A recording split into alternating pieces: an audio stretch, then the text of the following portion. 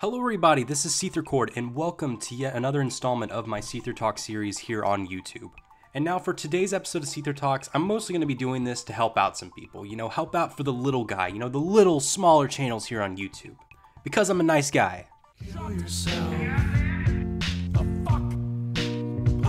Please kill yourself. The fuck? And if you're wondering exactly as to how I'm going to be doing that, I'm going to be giving 3 shoutouts today to 3 furry YouTubers that don't get any real exposure and deserve the recommendation that they deserve. Now the first channel I'm going to be giving a shout out to today is a channel known as ChipFlake. And if you look at their channel, you can see that they don't even have 300 subscribers, which is a shame because if you look at their channel, you can see that they put in so much effort and time into their videos because if you look at it, there's so much complexity to their editing, their script writing, their topics, and I absolutely love that. Hell, they put in way more effort to their editing than I do, and making their videos strives to make me want to put more editing into my videos as well. Now, I feel like their best video that they made is actually their most recent one, which was uploaded about 2 weeks ago at the time of recording this video, called The Links We Go To for Beauty, which when I watched it, it was such a great video, and absolutely, I love, the meaning to it and the overall message. I'll show a clip of it for you guys right here now. Since we don't need to look for survival capabilities, we can look for other more useful traits in a partner such as wealth. Foot binding, for example, was originally practiced among upper-class women, and so it was possibly an indicator that a woman was rich, for example. But why such a painful and harmful procedure? Why not just assume their wealth based on how expensive the clothing they wear is, for example? If you're someone who feels like they have to look a certain way to find a relationship, remember that beauty is subjective. This is not the standard. Nobody expects you to look this way, and you can achieve a perfectly happy and successful life without it. Heck, you are probably actually more happy if you don't look like this. It's crazy how much time and money some people spend on their image.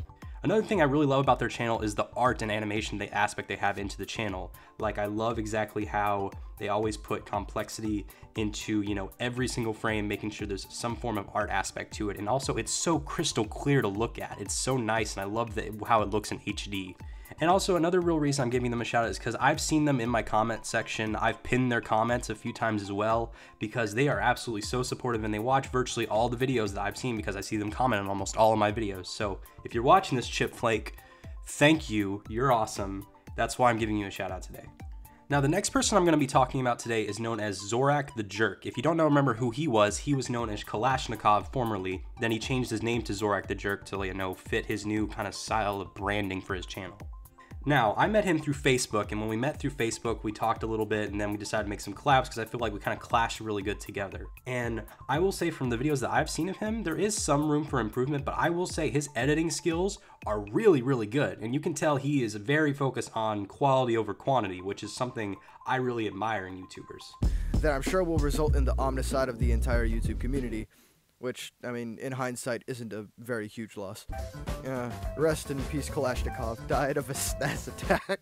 Holy shit. Also to note on his humor, I will say that when it comes to his humor, he is very sarcastic with his sense of humor. I feel like some people might not like that, but I feel like if you're able to, tell the difference between his seriousness and his sarcastic humor, you can actually find some really interesting and funny content from his jokes. Once again, I think he's a really good, inspiring YouTuber. It's a shame that he only has about 80 subs when you can tell that he puts in a lot of work and effort, which makes him definitely deserve way more subs than he actually does. So I highly recommend checking him out as well.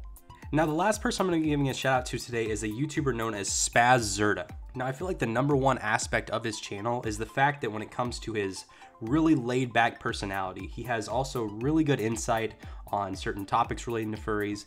He's really chill, and I feel like he's absolutely just, he has good opinions with what he states about the furry community, and he's actually really good at, putting himself forward and getting his opinions out there. But yeah, it was more like an attention-seeking kind of depressed person. I mean, still depressed, still probably needs some help from, like a therapist or something like that, but really didn't have much to be depressed over. Like, told a lot of lies about their mom, being horrible when I would be in a Skype call with them, and their mom's perfectly kind to them and doesn't even know that I'm talking to them.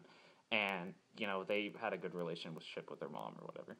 Now, even though I will say there definitely is room for improvement in his editing and such, I feel like he does have the potential to get better at that, while also, however, still being a really good content creator, because I love his insight on certain things as well as his opinions and how he's able to present himself. So I would definitely recommend go checking him out and giving him a subscription as well, because he's just about to go and hit 500 subs. That's pretty awesome. And that pretty much wraps up all 3 of the furry YouTubers I'm giving a shout out to today. Please go check out all 3 of them. They're extremely underrated, and you definitely need to give them more exposure because they deserve it a lot. I personally don't watch that many other furry YouTubers, but these 3 are definitely ones that I do check out on a regular basis because I do find their content interesting, when definitely we have tons of content on YouTube that is very, similar to me personally. So having 3 of these guys definitely stand out to me in my mind, definitely gives them a good case.